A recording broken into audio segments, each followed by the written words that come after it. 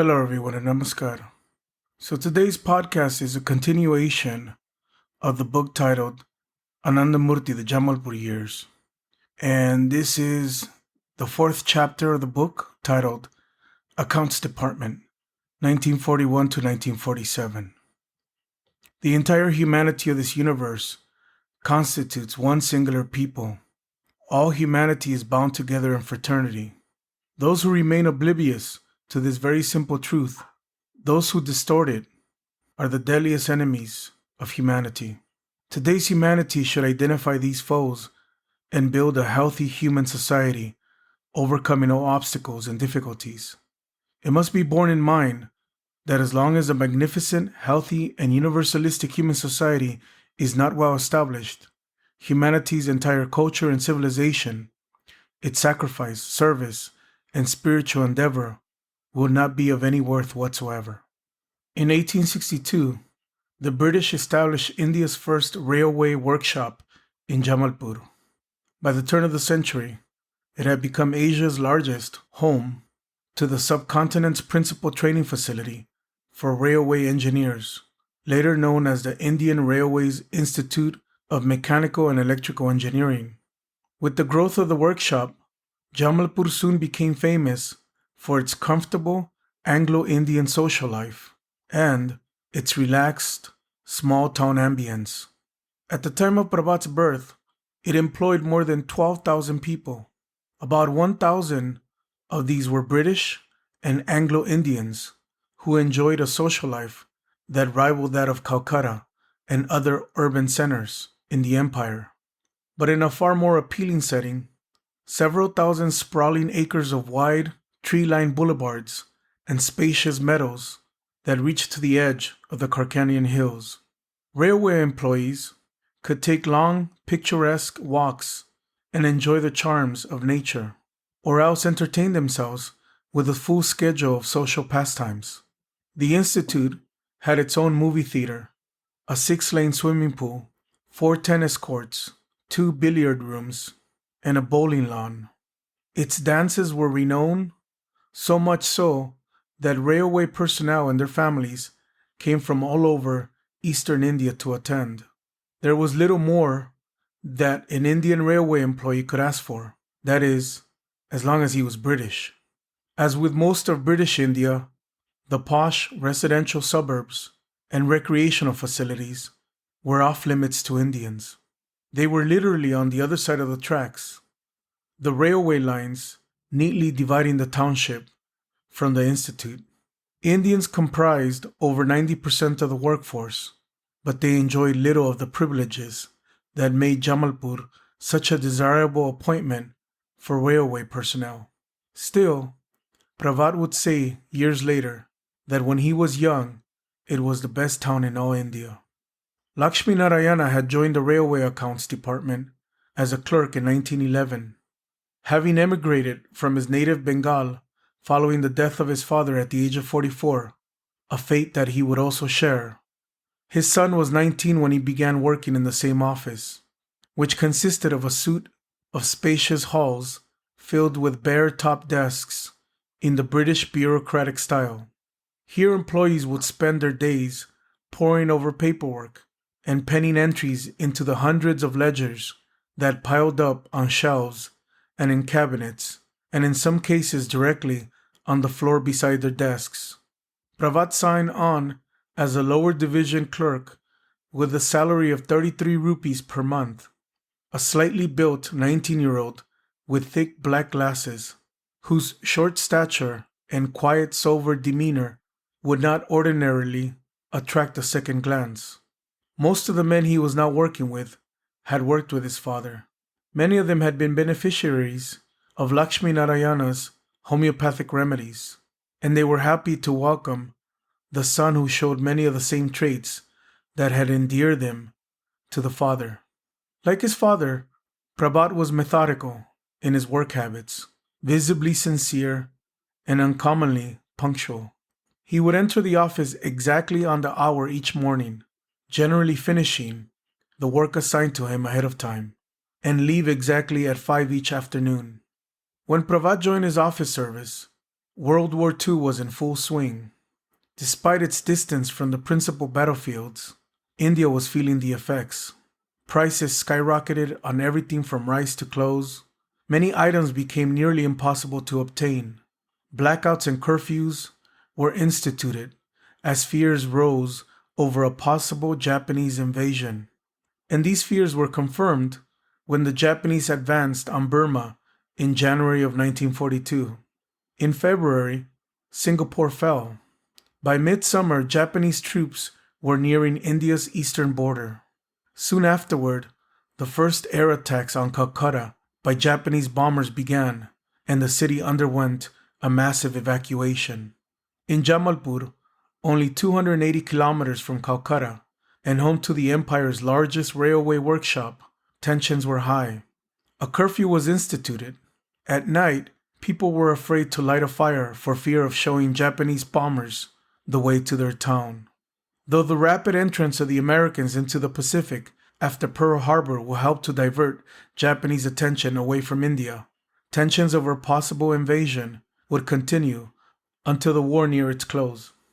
As might be expected, the war was foremost on everybody's mind. During lunch hour and break time, employees would gather together to discuss the progress of the conflict, catching up on the latest news from the battlefront, and wondering aloud how the war would impact India's future. When Pravat joined the conversation, his colleagues noticed that he would often narrate recent events from the battlefield or the political front in vivid detail, almost as if he had witnessed those scenes with his own eyes.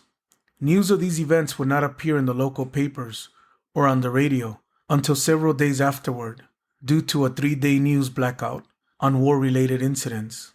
When they asked him how he had come by news that had proven to be up to the minute, he would simply smile or change the subject. Pravat's astute analysis of the political ramifications of the war and his extensive knowledge about military procedure, strategy, and history seemed incongruent with his tender age and apparent lack of worldly experience. He was never at want for answers to the questions they put to him, and oftentimes he would steer the conversation into realms his other colleagues rarely visited: classical literature, linguistics, applied sciences, mysticism, philosophy, often by asking them questions that he would then answer. Soon his desk became a meeting point during the lunch hour and break time. Pravat never left the office to eat in the workshop canteen. He brought a light meal with him from home in an aluminum tiffin carrier and would nibble at his food and talk with his colleagues until it was time to go back to work. During the course of these discussions, his colleagues discovered that Pravat was an accomplished palmist. In fact, they found that he was well versed in all aspects of Hindu astrology, of which palmistry is a part. With the natural regard they felt for practitioners of this ancient Hindu art, they began seeking his advice from time to time, impressed by the accuracy of his readings. They also began bringing their friends. Jiten Mandal had a friend, Vishwakarma, who was growing desperate because he had been unable to find a job.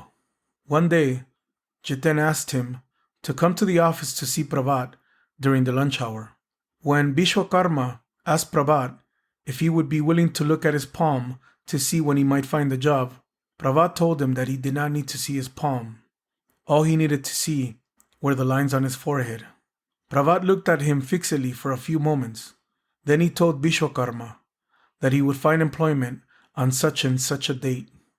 Vishwakarma forgot about the forecast, but when he received his appointment on the exact date that Pravat had foretold, he remembered the prediction and rushed to Jiten to inform him that it had proved true.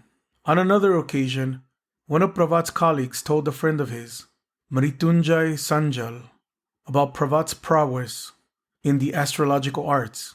He assured him that if anyone could help him, it would be Pravat. Mrityunjay, a head clerk in a different department, was nearing retirement age. Despite his best efforts, he had not been able to find a husband for one of his daughters, and he had grown deeply worried about it. He was a Virendra Brahmin and proud of his caste, but in his desperation, he agreed to humble himself and ask for Pravat's help. Pravat's reply was short and to the point. "This is a simple matter," he said. "The groom is sitting just in front of you in this office." Pravat pointed to a young clerk, Maitra Babu, who was sitting at a desk in a different part of the room, attending to his work. "Approach his guardian, and your desire will be fulfilled." Mrityunjay did as Pravat suggested. He found that the family was of the same caste and had just begun searching for a bride. The negotiations presented no difficulty, and the marriage was soon solemnized. As time passed, the scope of Pravat's counseling activities increased. One day, on his way into the office, he noticed that a coolie was sitting idle with a pained expression on his face. Pravat asked him if he were not feeling well. "I want to work, sir," the coolie told him, "but I can't. I think I need to go home and get some treatment, or else, if you have something you can give me for the pain, I would be obliged." "I am not a doctor," Pravat said, but when the coolie repeated his request, he went and plucked a plant from the workshop grounds and instructed him how to make a simple medicinal preparation from its leaves. The next day the coolie was back at work, fully recovered. He told his fellow laborers that Pravat knew many medicines. After that, other coolies started seeking Pravat's help when they fell sick. Though Pravat was not a homeopath, like his father, his office colleagues also started seeking his advice for their medical problems, and he often prescribed herbal or naturopathic treatments as part of that advice. One of Pravat's colleagues was Gunadhar Patra, who was also a practicing homeopath and a student of natural remedies. He took advantage of his close proximity to Pravat in the office to question him about the remedies to different diseases, many of which he began using in his own practice. One day he asked Pravat to take him into the hills near the Kali temple to show him some of the medicinal plants that he recommended. As they were walking back, they passed a crowd of women gathered outside a house. He asked me why those people were gathered there, so I went and inquired. They told me that a boy of that house was sick. He was fainting and vomiting and having fits that they were worried might be epilepsy. When they went back and told him, he said he wanted to see the boy. He went into the house and asked the family to describe the boy's symptoms to him in detail. He listened to what they had to say and then waved his hand over the boy's body. Then he told everyone that they could leave. He assured them that the boy will be all right. I was a doctor and I was thinking, how was it possible that the boy could be cured without any medicine or treatment? The next morning I went again to that area. I used to go to the spring near there to collect drinking water. I went to that house and inquired how the boy was. The family told me that he was fine. They said that a man with glasses had gone there the previous day and waved his hand over the boy, and after that he was cured. I suspected he must have used some kind of mantra to cure the boy, and I wanted to learn. So I went and asked him how he had done it. He appeared surprised at my question and didn't seem to remember the incident. Then I reminded him that it was when we were coming down from the Kali Hills. He remembered and told me that there was no mantra, nothing like that. These things can be done by touch also, he said. I had trouble believing it, but as he assured me it was true, I was a doctor, he said, and I would also be able to cure patients by touch. Then I requested him to let me take the dust of his feet. On another occasion, one of Pravat's colleagues was deeply worried about his wife, who had fallen seriously ill and failed to respond to any of the medicines that the doctors had prescribed. He approached Pravat and asked for his help. Pravat closed his eyes for a few moments. Then he told him to bring him a certain red flower. The man brought the flower, but instead of prescribing some medicines to be made from its petals, as he had assumed he would do, Pravat intoned some mantras and told him to keep the flower by his wife's bed. He promised that she would recover within 48 hours. When his wife recovered, as Pravat had predicted, his colleagues spread the story around the office, adding to Pravat's growing reputation. Such incidents inspired confidence in his colleagues. They even began to approach Pravat for advice about matters that required little or no knowledge of astrology or palmistry. Mr. Jha, for instance, was unable to afford the costly funeral rites for his father, who had recently died. As per Hindu tradition, a Brahmin priest was needed to conduct the necessary rituals to send his father's soul to heaven. Unfortunately, the priest was charging 50 gold sovereigns for his services, far beyond Mr. Jha's means, and his mother and other family members were putting tremendous pressure on him to pay it. Even if he spent 100 times that amount, Pravat told him, it still wouldn't do any good. You still wouldn't be able to send your father's soul to heaven, because heaven and hell don't exist. Other than the heaven and hell we created for ourselves in this world through the consequences of our good or bad actions. Heaven and hell are just dogma created by certain religious people to exploit the gullible and play upon their fears. But Pravat Da, Jha said, even if it is just a dogma, I won't be able to convince my mother or my relatives of that. They'll never give me any peace if I don't perform the rites according to the scriptures. Pravat nodded. Of course, I understand. But do one thing. Ask the priest how far he can send your father's soul if he reduces his fee. The next day, Jha told Pravat that the priest had agreed to reduce his fee to 30 gold sovereigns. For that sum, he could take his father up to the gate of heaven, but he would have to open the heavy gates himself to be able to go in. I see, Pravat said, smiling. Go back to the priest and ask him how far he can bring your father if you pay him in silver. The next day, Jha told Pravat that the priest had made a lengthy recalculation. For 100 silver coins, he could take his father to the steps of heaven.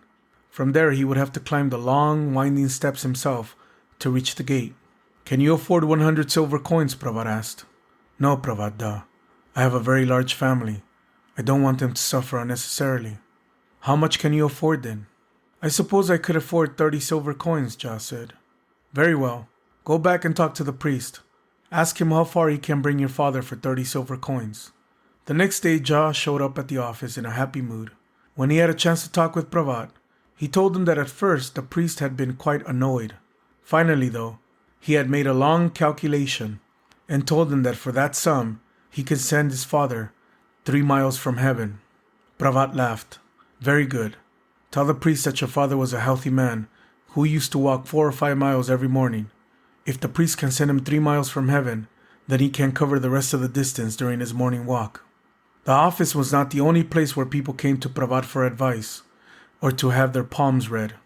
People from the neighborhood would occasionally stop by the Sarkar house to seek his help with one difficulty or another. Sometimes the advice he gave was purely practical. One time a distraught young woman from the neighborhood approached Pravat's mother and asked Kavarani if she might be willing to ask her son's advice for a problem that she was having with her mother-in-law. That evening, when Pravat came home from work, his mother explained to him the difficulty that the young woman was facing.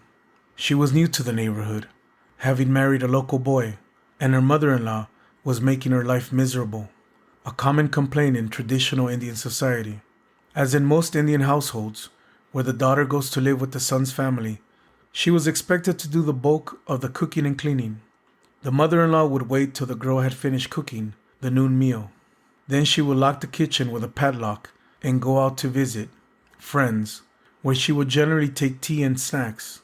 The famished girl would have to wait for hours until the mother-in-law returned before she could eat. Pravat counseled the girl to put her own padlock on the door after the mother-in-law went out and then make sure she was not there when the mother-in-law returned. She should only unlock the kitchen if the mother-in-law promised never to lock it again, no matter what threats the mother-in-law might make.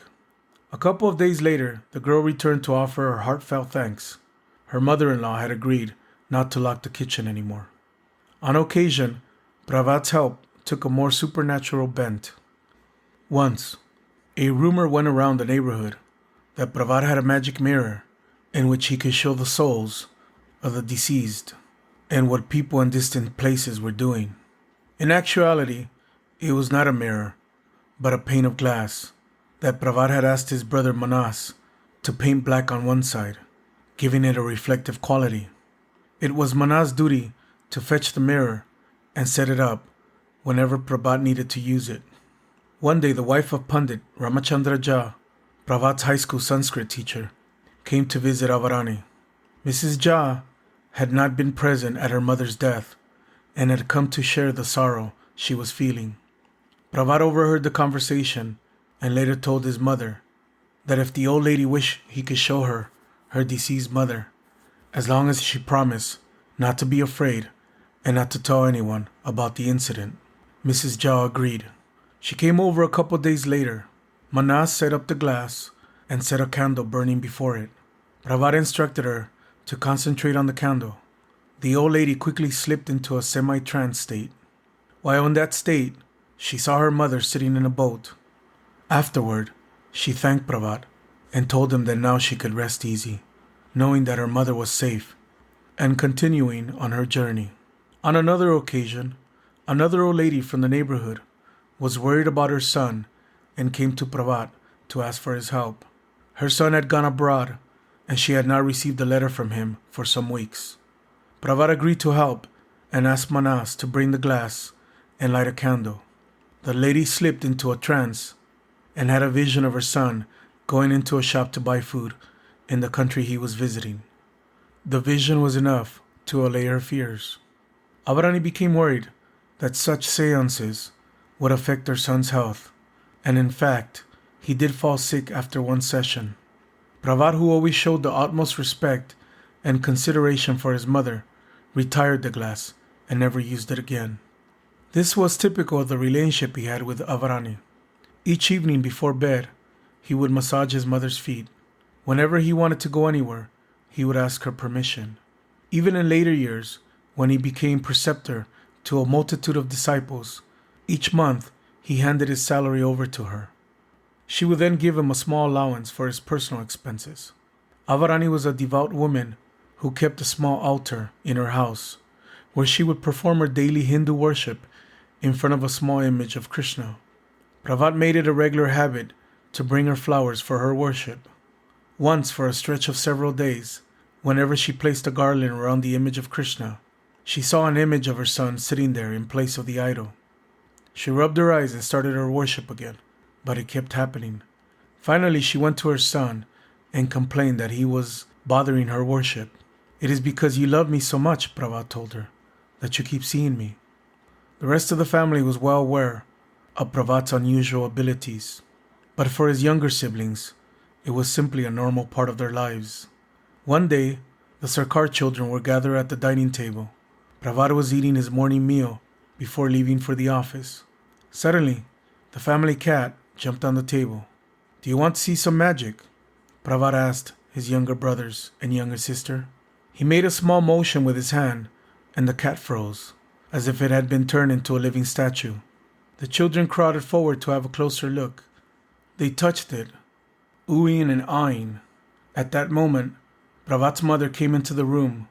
When she saw what was happening, she rebuked her son. "Leave the cat alone, Pravat, otherwise it might die." Pravat made another small motion with his hand, and the cat started breathing again. It jumped off the table and ran away.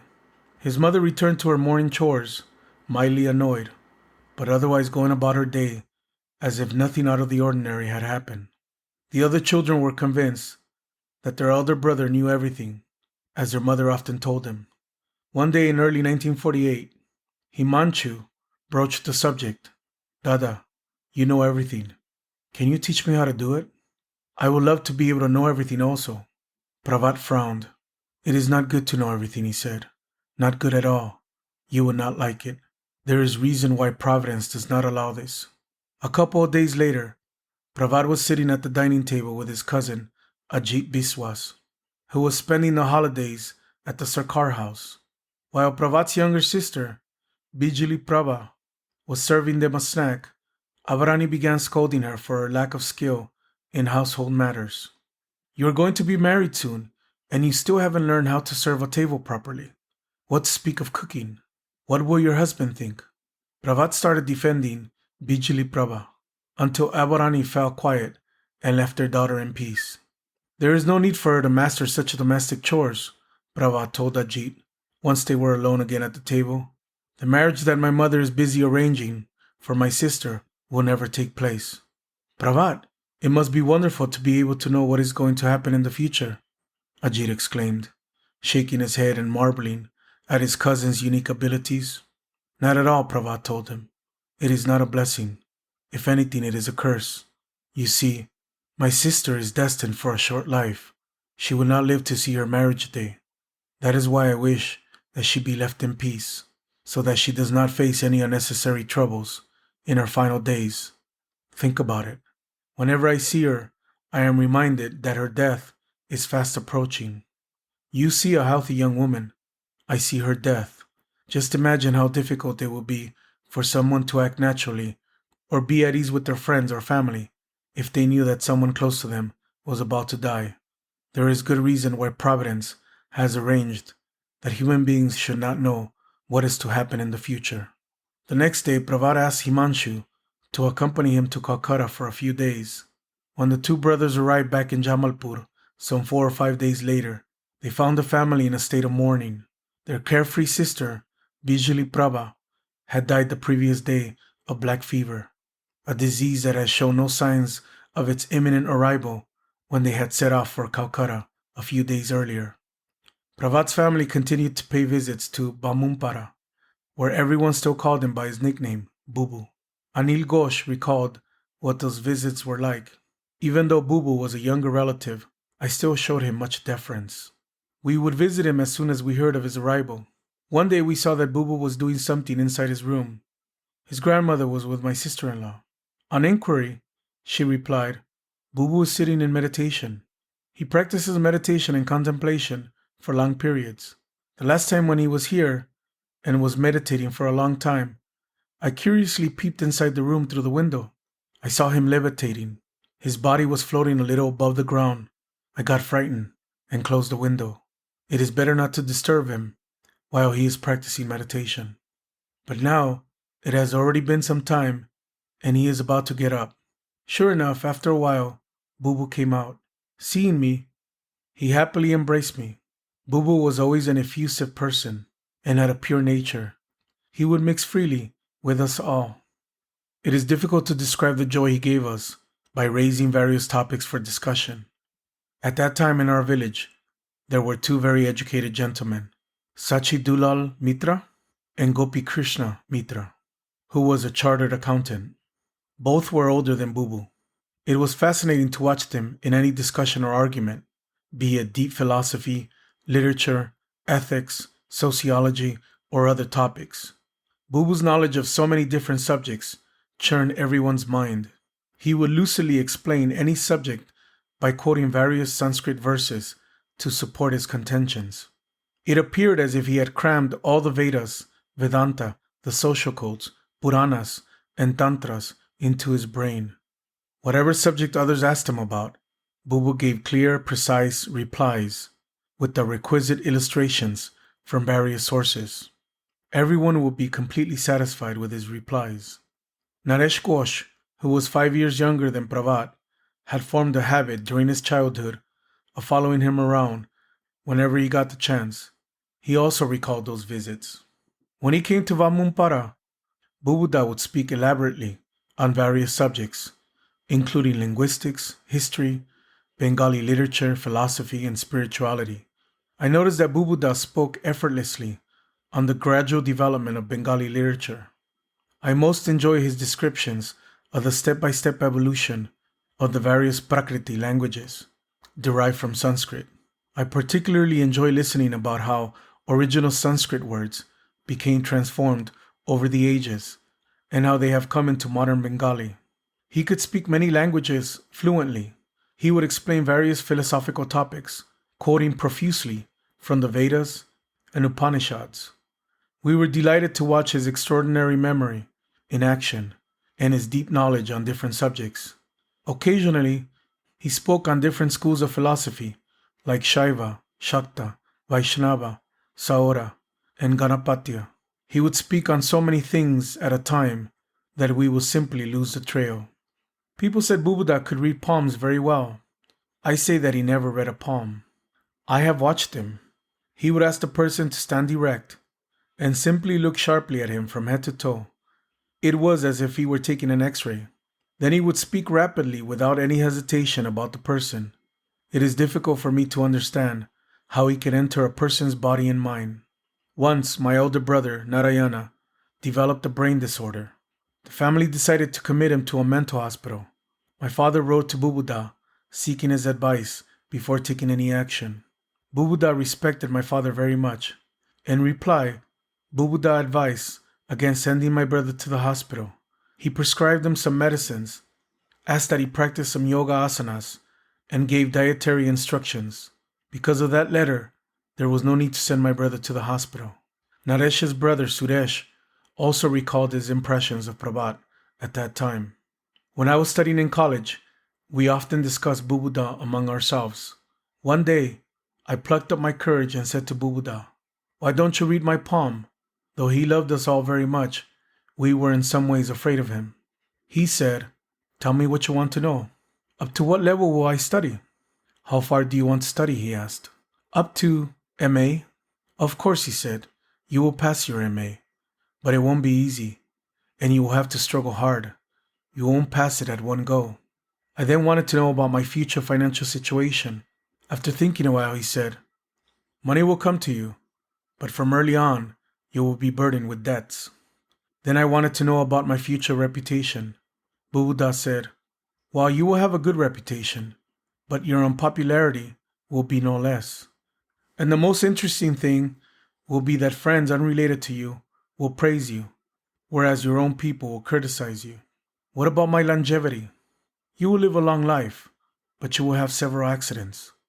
Then Bubu consoled me. "Whatever be your fate, an invisible power will follow you like a shadow and help you whenever necessary." Suresh then detailed how each of Pravat's prophecies came true. The 18 years it took him to pass his MA, and the 18 accidents, one of which left him in a coma for 7 days. "If I go on telling," he said, "how many times and in how many ways Bubuda saved me and my family from difficulties and catastrophes, it would become an epic. The grace and blessings of Bubuda have always shielded me." On one of these visits to Vamumpara, Pravat was sitting with Gopi Babu when Gopi started telling him about a yogi named Bhamakyappa from the Birbhum district of West Bengal. Gopi was convinced that he had great spiritual powers. Once a ticket collector put him off the train because he didn't have a ticket. As soon as he was off the train, the whistle blew, and the driver started the engine, but the train wouldn't move. One of the passengers told the guard that the person they had taken off the train was a great yogi. The train would not move until he was allowed back on. They tested this by allowing him back on the train. As soon as they did so, the train started moving. "One needs some kind of spiritual power to do this, no doubt," Pravat said, "but it is not a very high class of spiritual power. This, by itself, doesn't mean he is a great yogi."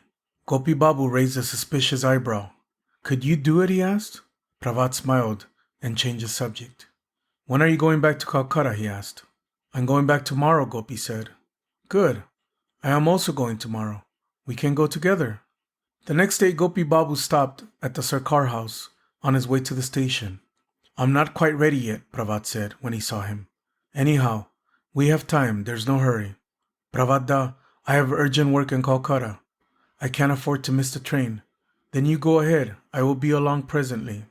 Gopi Babu hurried to the station and proceeded to the platform after buying his ticket. The train was standing on the platform, and the passengers had already boarded. Then Gopi saw Pravat in the distance, approaching the station at a leisurely pace. He shouted for him to hurry. The train was about to leave, but Pravat didn't quicken his pace. The train blew its whistle, but Pravat continued to stroll calmly toward the station, as if he had all the time in the world. Finally, he entered the station and went up to the counter to buy his ticket. The whistle blew again, but the train still failed to move. Only when Pravat got into the train and took his seat next to Gopi Babu did it start to move. Gopi looked at him distrustfully, but didn't say anything. When the train arrived at Bandal, where it was scheduled for a long stoppage, Gopi got up with the other passengers and started toward the platform to take a cup of tea. "Better not get out of the train," Pravat said. "Today we'll only stop here for a couple minutes." "Nonsense," Gopi said. "It always stops in Bandal for at least 20 minutes. Gopi had barely ordered his tea when the signal sounded, and the train started to move.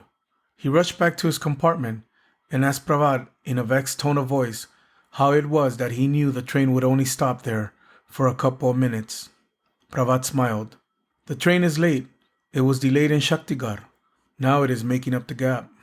Soon after Pravat joined the office, the British government announced the creation of the Indian Engineers Force, a voluntary adjunct to the Indian Territorial Army, designed to train young Indian engineers to assist in the defense of their country. Those who enlisted would be required to devote a certain number of hours on weekends and after work.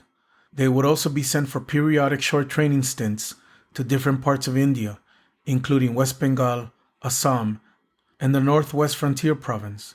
In return, they would be paid a stipend of 8 annas per day. With his family in need of money, Pravat added his name to the list. He was quickly promoted to corporal and put in charge of a small platoon of Indian cadets who soon developed a strong sense of loyalty for their young Bengali platoon leader. On one training excursion, a British officer came for inspection while Pravat was absent.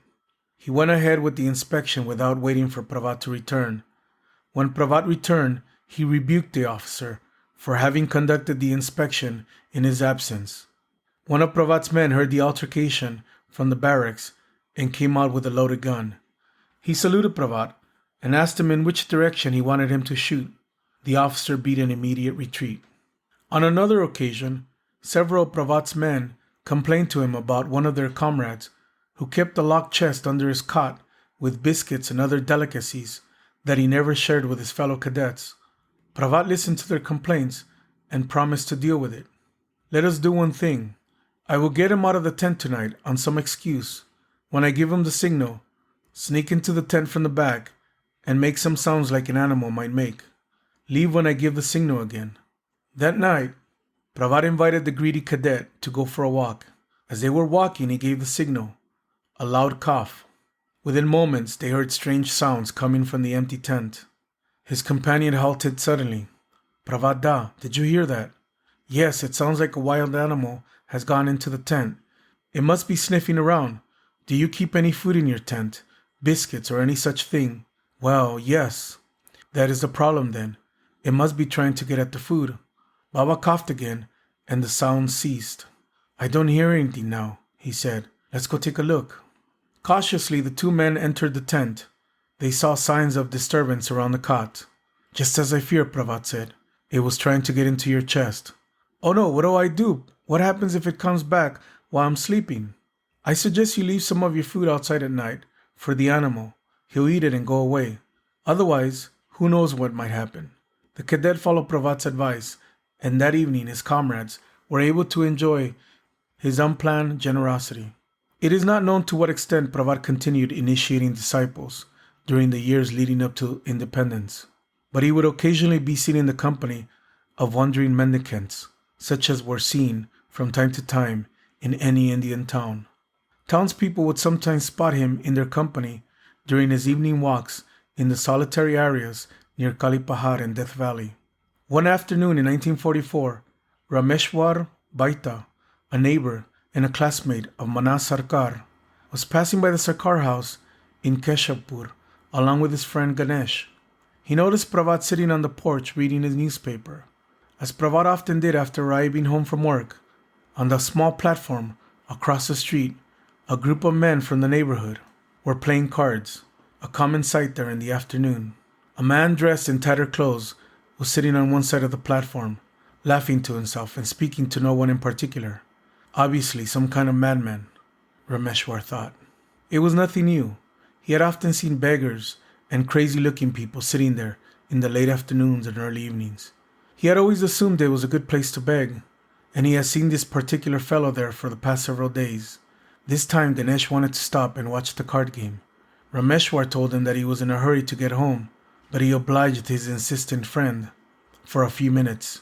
As they were standing there, they heard the madman laugh and exclaim, "They call me mad. The Lord of the Universe has come to Jamalpur and is working in the railway workshop, and still they sit around and waste their lives playing cards. Fools, and they call me mad." The men playing cards winked at the two boys and shook their heads, laughing uproariously. "Sure thing, Pagal, madman.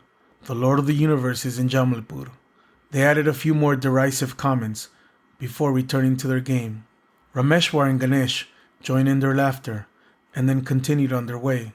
Rameshwar thought nothing more of it until years later, when he took initiation and started hearing stories about Pravat's earliest disciples. Then he remembered how Pravat would sit on the veranda for a short time after work to read the paper or enjoy the cool evening air. Rameshwar would often say hello to him as he accompanied Pravat's brother Manas in or out of the house. From time to time, he would notice strange people sitting on the platform whom he mistook for beggars or crazy people. Later, it dawned on him that they had actually been mendicants and yogis who would sit there to catch a glimpse of the master. Pravat continued to write letters to Indian politicians. As the date for independence approached, he corresponded with Shyam Prasad Mukherjee, president of the Hindu Mahasabha, in regards to the demarcation of the borders between the future states of Pakistan and independent India. The British representative responsible for border demarcation was Sir Ratcliffe, who was working together with two Indian ICS officers, Chaudhuri Muhammad Ali, representing the future Pakistan, and H.M. Patel, representing India. Patel was not so familiar with the Punjab and Bengal, the two large Indian states that were being carved up in the formation of East and West Pakistan. As a result, areas were being awarded to Pakistan that would severely compromise India's access to Kashmir. In the northeast areas of Assam and Tripura, as well as contributing to various other problems. Shyam Prasad raised these points on the floor of the Provisional Indian Parliament. When Nehru and Vallabhbhai Patel questioned him as to where he had come by this information, he told them that it had come from one P.R. Sarkar, an employee of the Jamalpur Railway workshop. This was the first time that the name P.R. Sarkar came to the attention of Nehru. After independence, Nehru, now Prime Minister of the world's newest and largest democracy, kept a secret but watchful eye on the man who had been the source behind Shyam Prasad's provocative comments on the floor of Parliament. Years later, after Nehru had died and his daughter Indira Gandhi had turned the prime ministership into a dictatorship, Nehru's chief of intelligence, B.N. Mullik, confided that after independence, Nehru had asked him to keep an eye on two organizations, the radical RSS and the Muslim League, and one man, P.R. Sarkar. By this time, the watchful and secret eye of Nehru had morphed into a very public mistrust and antagonism on the part of his daughter toward the former railway employee, who was by then the guru of India's largest and most controversial spiritual movement. Some of Pravat's suggestions were acted upon, and some were not. But by the time of the partition, much harm had already been committed that could not be undone.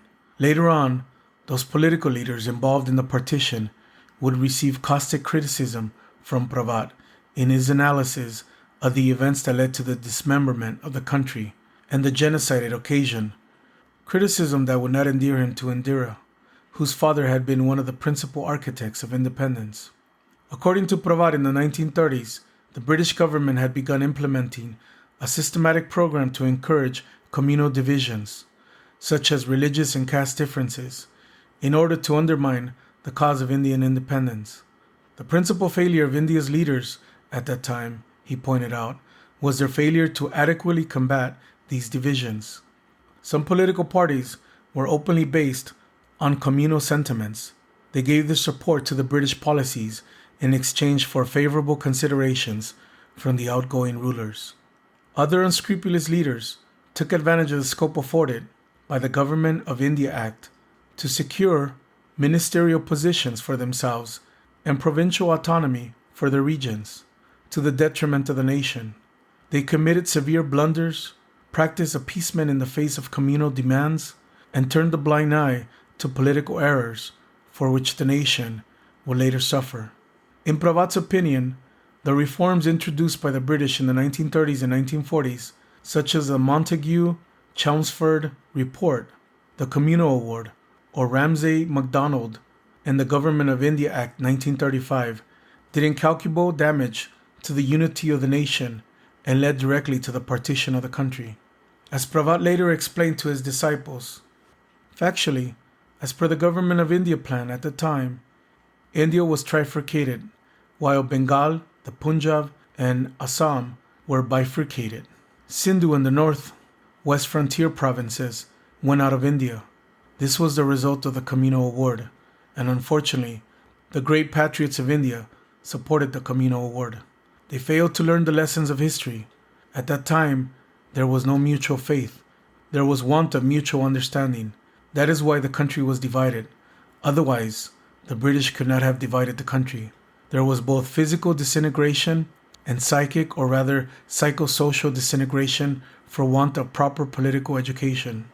On the morning of August 15, 1947, following the stroke of midnight, India attained its independence. In the weeks that immediately preceded and followed, an estimated 500,000 people were slaughtered by Camino death squads while trying to cross the borders into India or Pakistan. One of the greatest genocides in modern history, and a direct result of the willingness of India's leaders to allow the division of their country.